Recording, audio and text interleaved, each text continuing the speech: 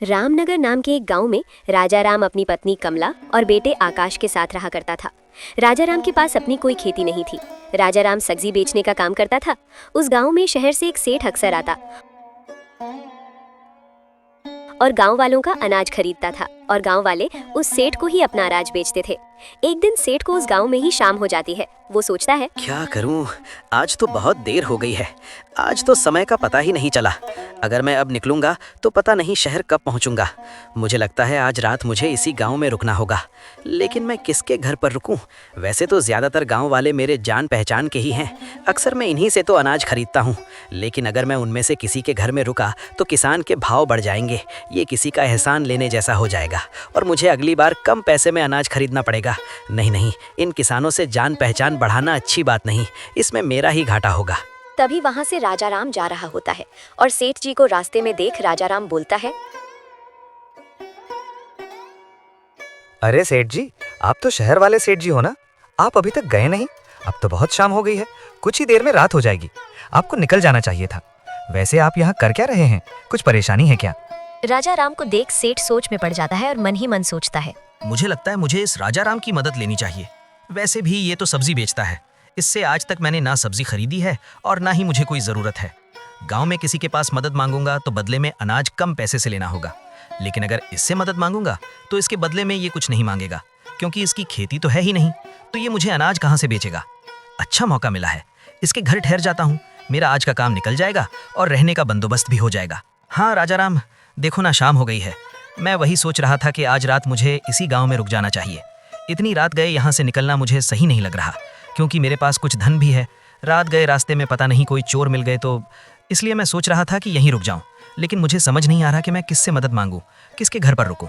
पता नहीं कोई इस बात के लिए राजी होगा भी या नहीं, और मुझे किसी को तकलीफ देना अच्छा भी नहीं लगता। इसलिए मैंने सोचा कि इस गाँव में ही कहीं कोना देखकर रात गुजार लूंगा। अरे नहीं सेठ जी, आप कैसी बातें कर रहे हैं?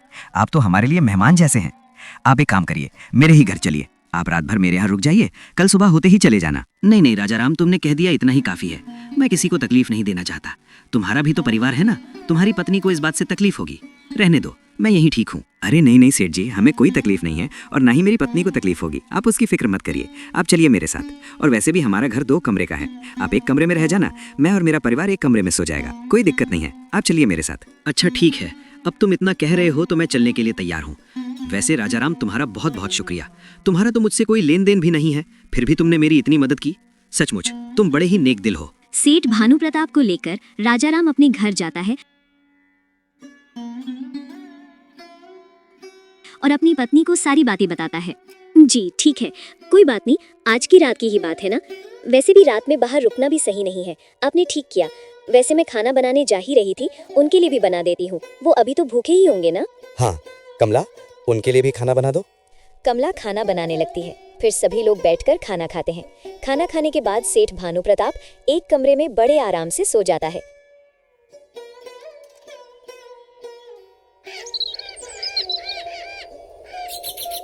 और फिर दूसरे दिन, अच्छा राजा राम, अब मैं चलता हूँ।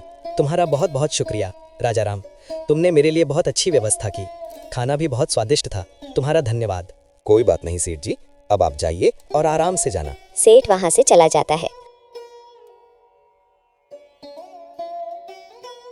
और फिर ऐसे ही कई दिन गुजर जाते हैं।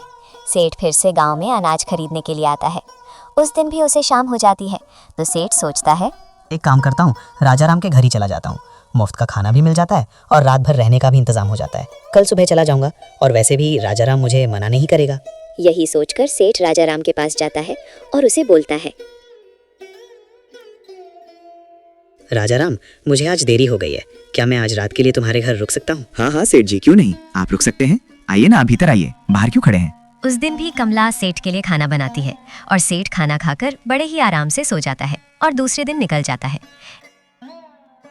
ऐसे ही दिन गुजरते चले जाते हैं और ये सिलसिला ऐसे ही चलने लगता है। अब भानु प्रताप ने अपने रहने का ठिकाना राजा राम के घर को ही बना लिया था। अब तो वो सीधे सीधे राजा राम के घर जाने लगा। एक दिन ऐसे ही भानु प्रताप राजा राम के घर आकर बोलता है, अरे राजा राम, बहुत तेज भूख लगी है। अपनी पत्नी से कहकर मेरे लिए खाना बनवा दो। जी सेठ जी, मैं अभी कहता हूँ। राजा राम अपनी पत्नी से कहता है तो कमला बोलती है, ये क्या है जी, अब ये तो हर बार हमारे ही घर आने लगे हैं। हमारा घर क्या कोई धर्मशाला है? एक बार हो गया, 2 बार हो गया, पहले ही हम जैसे तैसे अपना गुजारा करते हैं, ऊपर से ये सेठ हाई दिन आ जाता है। ये नहीं कि हमारी थोड़ी मदद कर दे, थोड़ा बहुत अनाज हमें दे दे, लेकिन नहीं, मुझे लगता है सेठ ने जानबूझकर हमारा घर चुना है ताकि उनको घाटा ना हो और मुफ्त में इनका काम बन जाए। गाँव में और भी तो घर हैं और बहुत सारे लोग तो इससे व्यापार करते हैं, अपना अनाज बेचते हैं। ये उन लोगों के घर जाकर क्यों नहीं रुकते? बार बार ये हमारे घर क्यों आ जाते हैं, जबकि हमारा तो उनसे कोई लेन देन भी नहीं है। कमला, जरा धीरे बोलो, वो सुन लेंगे तो अच्छा नहीं लगेगा। जाने दो ना उन्हें, ज़रूरत है। बेचारे व्यापार करने हमारे गांव में आते हैं। उनका तो शहर में बहुत बड़ा घर है, लेकिन फिर भी वो हमारे घर पर ठहरते हैं। उनकी मजबूरी है कमला, नहीं तो हमारे घर पर क्यों ठहरते? तुम उनके बारे में ऐसा मत सोचो। जब मैंने उन्हें पहली बार घर आने के लिए कहा था तो वो मना कर रहे थे। वो खुद नहीं आना चाहते थे। वो तो मैं ही था जो ज़बरदस्ती उन्हें हमारे घर ले आया। वो तो बाहर ही रुक रहे थे। अब तुम ही बोलो कमला, अच्छा लगता है क्या? आप भी ना बाहर रुक रहे थे तो रुकने देते। वो कौन सा आपके रिश्ते में है जो बार बार उन्हें घर पर लेकर आते हो? और अब तो वो पूछना भी जरूरी नहीं समझते, सीधे सीधे आ जाते हैं जैसा कि उनका ही घर है। ये तो कोई बात नहीं हुई। छोड़ो ना कमला, वो कौन सा रोज रोज हमारे घर आते हैं? कभी कभी देर हो जाती है तो आ जाते हैं। आप भी क्या बोले जा रहे हो? कितने दिन हो गए वो हमारे घर न जाने कितनी बार आ चुके हैं। अब ये तो हमेशा का ही हो गया है। आपसे कुछ भी बोलने का कोई फायदा नहीं, आप तो अपनी ही चलाएंगे ना। जाइए, आप बाहर जाकर उनके पास बैठिए। कमला खाना बनाने लगती है। उसके बाद वो सेठ खाना खाकर फिर से आराम से सो जाता है और सुबह होते ही निकल जाता है। एक दिन कमला अपने पति से कहती है, सुनिए जी, हमें हमारे भविष्य के बारे में सोचना चाहिए, आकाश के बारे में सोचना चाहिए। सब्जी बेचकर हमें कितना कम मुनाफा होता है। गांव में तो लोग सब्जियां खरीदते ही नहीं हैं, बिल्कुल ना के बराबर सब्जियां खरीदते हैं। इतने पैसे से हमारा गुजारा भी नहीं हो पाता। आपको नहीं लगता आपको कुछ और सोचना चाहिए? तुम सही कह रही हो कमला, लेकिन मैं और कौन सा काम करूं? हमारे पास ज़मीन भी तो नहीं है। अगर होती तो मैं खेती ही कर लेता। माना कि हमारे पास जमीन नहीं है, लेकिन दिमाग तो है ना। आप गांव में सब्जियां बेचते हैं, इससे अच्छा आप शहर जाकर सब्जियां बेचिए, क्योंकि आप उस जगह सब्जियां बेच रहे हैं जहां लोगों को ज़रूरत भी नहीं है। गांव के लोग तो सब्जियां बहुत कम खरीदते हैं, लेकिन शहर में लोगों को अक्सर सब्जी की ज़रूरत होती है। शहर के लोग रोज़ सब्जियां खरीदते हैं। तो मुझे लगता है अगर आप शहर जाकर सब्जियां बेचेंगे तो हमारा मुनाफा ज़्यादा होगा और शहर में दाम भी बहुत अच्छा मिलता है। और आप उन्हें ताज़ा सब्जियां देंगे तो देख लेना, हमारी सब्जी का व्यापार बहुत अच्छे से चलने लगेगा। अगर हमें ज़्यादा मुनाफा चाहिए तो यही करना होगा। हाँ कमला, तुम बिल्कुल सही कह रही हो। मैं शहर जाकर सब्जियां बेचता हूँ, लेकिन कमला शहर तो बहुत दूर है। अगर मैं सब्जियां बेचने शहर जाऊंगा तो मुझे कभी कभी आते आते तो बहुत वक्त हो जाएगा और इतनी रात में घर नहीं आ सकता। और शहर में तो कोई जान पहचान वाला भी नहीं है, मैं कहाँ रुकूंगा? जान पहचान वाला है ना, वो सेठ जी जो हमारे घर पर अक्सर आना जाना करते हैं, उनका घर तो वहीं है। आप एक काम कीजिए, आप सब्जियां बेचकर उन सेठ जी के घर रुक जाया करिए। और मैं ये भी देखना चाहती हूँ कि वो सेठ जी आपको अपने घर पर रुकने देते भी हैं या नहीं। हाँ कमला, तुमने सही कहा। वो सेठ जी तो शहर में ही रहते हैं, वो मुझे अपने घर पर जरूर रुकने देंगे। वैसे भी वो इतने दिनों से हमारे घर पर आ रहे हैं, तो वो मुझे क्यों मना करेंगे? आप बहुत भोले हो, आप लोगों को नहीं जानते। आप देख लेना, मुझे नहीं लगता कि वो आपको अपने घर पर रुकने देंगे। देख लेना, जरूर कोई ना कोई बहाना बनाकर आपको भगा देंगे। मैं लोगों को अच्छी तरह से जानती हूँ, लोग बहुत एहसान फरामोश होते हैं। जब उनको ज़रूरत थी तब वो मीठी मीठी बातें करके हमारे घर तो आ गए, लेकिन जब आपको ज़रूरत पड़ेगी तो वो आपके काम नहीं आएंगे। नहीं कमला, तुम गलत सोच रही हो। सेठ जी बहुत अच्छे हैं, उनके मन में ऐसा कुछ नहीं है। तुम देख लेना, अब जब मुझे ज़रूरत पड़ी है तो वो भी मेरी सहायता ज़रूर करेंगे। शहर जाकर मैं उन्हीं के घर रुकूंगा और मुझे पूरा यकीन है कि सेठ जी मुझे उनके घर पर रुकने के लिए ज़रूर कहेंगे और तो और मेरी खातिरदारी भी करेंगे, क्योंकि हमने भी उनकी खातिरदारी में कोई कमी नहीं रखी थी। देख लेते हैं कि आप सही निकलते हो या मैं। फिर दूसरे दिन राजा राम सब्जी लेकर शहर के लिए निकल पड़ता है और वहाँ सब्जियां बेचने लगता है। ताज़ा सब्जी होने के कारण उसकी बिक्री बहुत अच्छे से हो जाती है। उसकी सारी सब्जियां बिक जाती है। राजा राम ये देख बहुत खुश हो जाता है और सोचता है, कमला ने सही कहा था। अच्छा हो गया जो मैं शहर में सब्जियां बेचने आ गया। गांव में तो कोई सब्जियां खरीदता ही नहीं है, लेकिन सचमुच शहर के लोग तो बहुत सब्जियां खरीदते हैं। अब मैं ऐसे ही शहर आकर सब्जियां बेचूंगा, बहुत अच्छा मुनाफा होने लगेगा। लेकिन अब तो शाम होने को आई है, मुझे सेठ जी के घर जाना होगा। कल सुबह होते ही मैं निकल जाऊंगा। राजा राम सेठ भानु प्रताप के घर जाता है तो बाहर गेट पर खड़ा आदमी उसे रोकता है और बोलता है, कौन हो तुम? किससे मिलना है? मैं राजा राम हूँ, रामनगर से आया हूँ। मुझे सेठ जी से मिलना है। अच्छा, तुम बाहर ही रुको, मैं सेठ जी से पूछ कर आता हूँ। वो आदमी जाकर सेठ से बोलता है, सेठ जी, बाहर कोई आदमी आया है, बोल रहा था उसका नाम राजा राम है, उसे आपसे मिलना है। क्या उसे अंदर भेज दूं? अरे नहीं नहीं, मैं उसे अच्छी तरह से जानता हूँ, उसे अंदर भेजने की कोई जरूरत नहीं। तुम उसे जाकर कह दो मैं घर पर नहीं हूँ और मेरी पत्नी घर पर अकेली है, तो अंदर आने की कोई जरूरत नहीं है, उसे बाहर से ही भगा दो। वो आदमी जाकर राजा राम से कहता है, सुनो भाई, सेठ जी तुमसे नहीं मिलना चाहते, तुम्हें यहाँ से जाने के लिए कहा है। ऐसा नहीं हो सकता। एक काम करो, तुम उन्हें मेरा नाम बताओ और कहो ना कि मैं रामनगर से आया हूँ। वो मुझे अच्छी तरह से जानते हैं। वो अक्सर हमारे गांव आते हैं और मेरे घर पर ही ठहरते हैं। उनसे कहना कि मुझे उनकी ज़रूरत है। मैं आज रात उनके यहाँ रुकना चाहता हूँ। ठीक है, मैं एक बार फिर से बात करके आता हूँ। वो आदमी फिर से सेठ जी के पास जाकर बोलता है। सेठ जी, कोई रामनगर का राजा राम यहाँ रुकने के लिए पूछ रहा है, क्या करूँ? बेवकूफ़ कहीं के, तुम्हें एक बार में समझ नहीं आता क्या? मैंने तुम्हें कहा ना, उससे कह दो कि मैं घर पर नहीं हूँ। उसे बता दो यहाँ पर मैं ऐसे भूखे नंगे को अपने घर पर नहीं रख सकता। वो एक साधारण सा सब्जी बेचने वाला गरीब और भिखारी है। उसकी औकात नहीं है मेरे घर में पाँव रखने की। और क्या मेरा घर कोई धर्मशाला नहीं है जो मुंह उठाकर चला आया? उसे बाहर से ही भगा दो। उस आदमी को ये सुन बहुत बुरा लगता है और वो राजा राम से जाकर कहता है, सुनो भाई, सेठ जी ने मना कर दिया है, तुम यहाँ से चले जाओ। अरे ऐसे कैसे? तुम सेठ जी को ठीक से बता ही नहीं रहे हो कि मैं कौन हूँ। मैं कह रहा हूँ ना, मैं सेठ जी का करीबी हूँ। सेठ जी अक्सर मेरे घर पर रहते हैं। एक काम करो, तुम मुझे अंदर जाने दो, मैं सेठ जी से बात करता हूँ। नहीं रुको, तुम अंदर मत जाओ। देखो भाई, तुम इन बड़े लोगों को नहीं जानते। ये छोटे लोगों के मुंह नहीं लगते। भले ही ये तुम्हारे घर ठहरते होंगे, लेकिन अब वो तुम्हें अपने घर पे रुकवाना नहीं चाहते। दरअसल सेठ जी घर पर ही हैं, लेकिन उन्होंने मुझे ये कहा कि मैं तुमसे कह दूं कि वो घर पर नहीं है और उनकी पत्नी अकेली है। तुम्हें अभी भी समझ नहीं आ रहा कि वो जानबूझकर ये कह रहे हैं, और उन्होंने मुझसे कहा कि मैं तुम्हें यहाँ से जाने के लिए कह दूं। इन बड़े लोगों की नज़र में हम जैसे छोटे लोगों की कोई औकात नहीं होती। वो अपना काम तो निकलवा लेते हैं, लेकिन जब हमारी बारी आती है तब अपना असली रंग दिखाते हैं। राजा राम को ये सब सुन बहुत बुरा लगता है। उसका दिल टूट जाता है। मेरी पत्नी सही कहती थी, मैंने ही उसकी बात नहीं मानी। मैं इन सेठ जी को समझ ही नहीं पाया। इतने बड़े शहर में मैं तो किसी को जानता तक नहीं। अब मैं कहाँ जाऊँगा, कहाँ रहूँगा, मेरे तो कुछ समझ नहीं आ रहा। फिक्र मत करो मेरे भाई, एक काम करो, मैं अभी घर ही जा रहा था, मेरे साथ मेरे घर चलो, आज की रात वहाँ काट लेना। फिक्र मत करो, मैं अकेला ही रहता हूँ, मेरे घर दूसरा कोई नहीं है। सुबह होते ही चले जाना, और याद रखना यहाँ कोई किसी का नहीं होता, सब लोग मतलबी होते हैं। इन बड़े लोगों पर कभी भरोसा मत करना। तुम्हारा बहुत बहुत धन्यवाद, तुम सच कह रहे हो, मैं आइंदा याद रखूंगा। राजा राम उस रात उसके घर पर ठहर जाता है और सुबह होते ही घर चला जाता है। घर जाने के बाद अपनी पत्नी को सारी सच्चाई बताता है। मैंने तो आपको उस दिन ही कहा था, आपने ही मेरी बात नहीं मानी। अब आने दीजिए उस सेठ को। उसे दरवाजे से ही ना भगाया तो मेरा भी नाम कमला नहीं। एहसान फरामोश कहीं का। इतने दिनों तक यहाँ मुफ्त में खाता रहा। हमने उसे अपना एक कमरा तक दे दिया था ताकि वो आराम से सो सके, उसे किसी बात की दिक्कत ना हो। और उसका शहर में इतना बड़ा घर होने के बावजूद उसके पास आपके लिए थोड़ी सी जगह तक नहीं थी। उसे जरा भी शर्म नहीं आई। जब आपको उसकी जरूरत पड़ी तो उसने झूठ बोलकर आपको वहाँ से भगा दिया। जाने दो कमला, उसे ऊपर वाला देखेगा। और हाँ कमला, आज के बाद मैं भी उसे यहाँ रुकने के लिए मना कर दूंगा। आने दो उसे। कुछ दिन ऐसे ही बीत जाते हैं।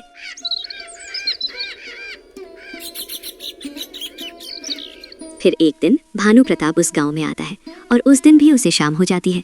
तो फिर वो राजा राम के घर जाता है और बाहर से आवाज देता है।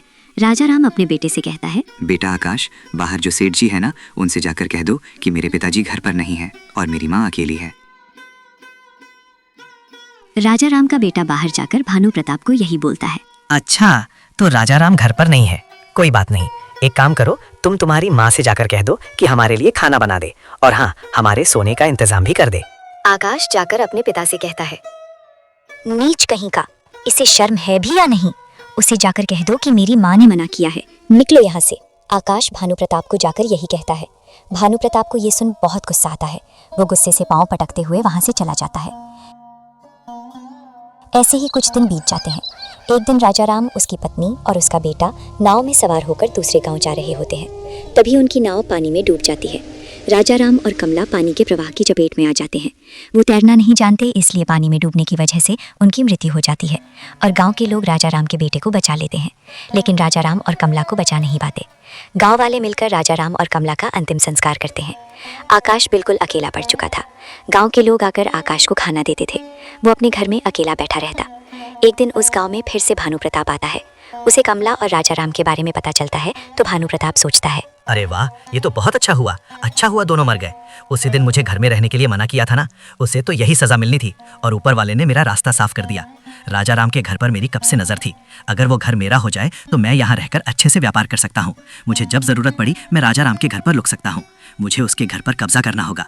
उसके लिए मुझे उसके बेटे से मेल जोल बढ़ाना होगा।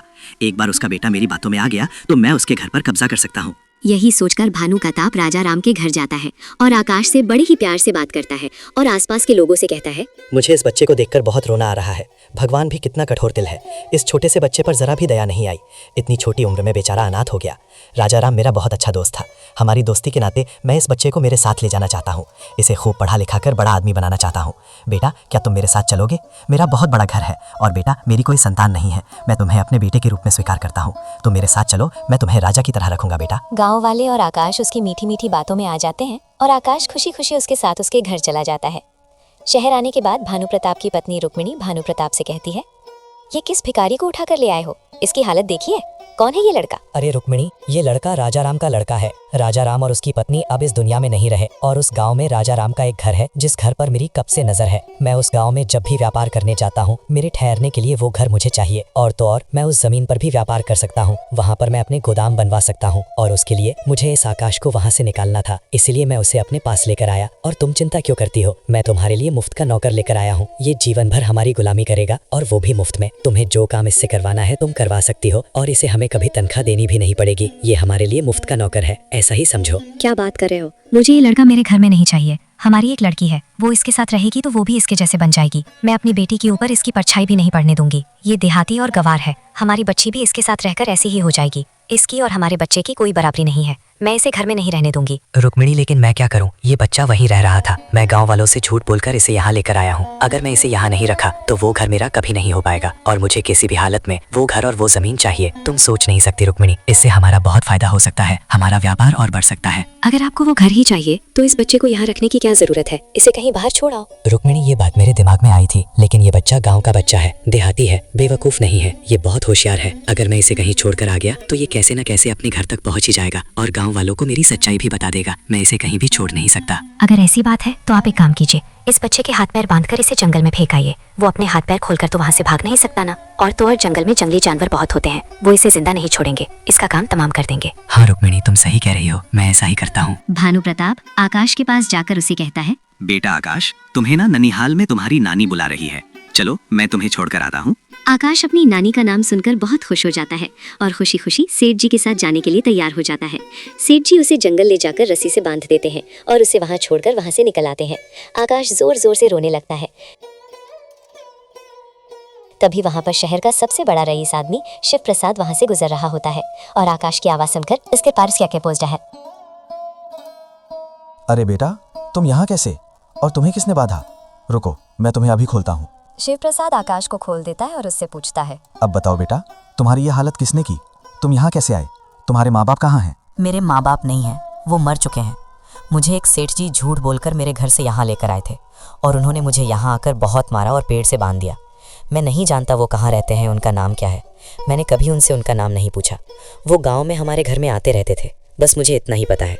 मुझे उनके बारे में कुछ नहीं पता। अच्छा, कोई बात नहीं। तुम एक काम करो, तुम मेरे साथ मेरे घर चलो। मेरी कोई संतान नहीं है। तुम्हारी बातें सुनकर तो ऐसा लग रहा है मानो ईश्वर ने मेरी सुन ली। बेटा, मुझे एक संतान की ज़रूरत है। मेरे पास सब कुछ है बेटा, लेकिन मेरी कोई संतान नहीं है। मेरी पत्नी की भी यही इच्छा है कि हमारा भी एक बेटा हो, लेकिन बेटा हमारा बेटा हो पाना असंभव है। हम कभी माँ बाप नहीं बन सकते। वो तुम नहीं समझोगे बेटा, लेकिन मैं इतना जानता हूँ कि आज अगर तुम मिले हो तो इसके पीछे ज़रूर ईश्वर की कोई लीला है। वो भी यही चाहते हैं कि तुम हमारे साथ हमारा बेटा बनकर रहो। नहीं सेठ जी, मैं आपके साथ नहीं आऊँगा। वो सेठ जी भी मुझे यही बोलकर घर ले गए थे कि बेटा बनाऊंगा, और घर पर जाकर देखा तो उनकी एक बेटी पहले से थी। उन्होंने गांव में झूठ बोला कि उनकी कोई संतान नहीं है। आप भी झूठ बोल रहे हो। आप भी घर ले जाकर मुझे मारोगे और मुझे कहीं फेंक दोगे। मैं आपके साथ नहीं आऊँगा। अगर मुझे तुम्हें मारना ही था तो मैं यहाँ आकर तुम्हें खोलता नहीं ना। तुम डरो मत बेटा, मैं उसके जैसा नहीं हूँ। तुम एक बार मेरे घर पर तो चलो।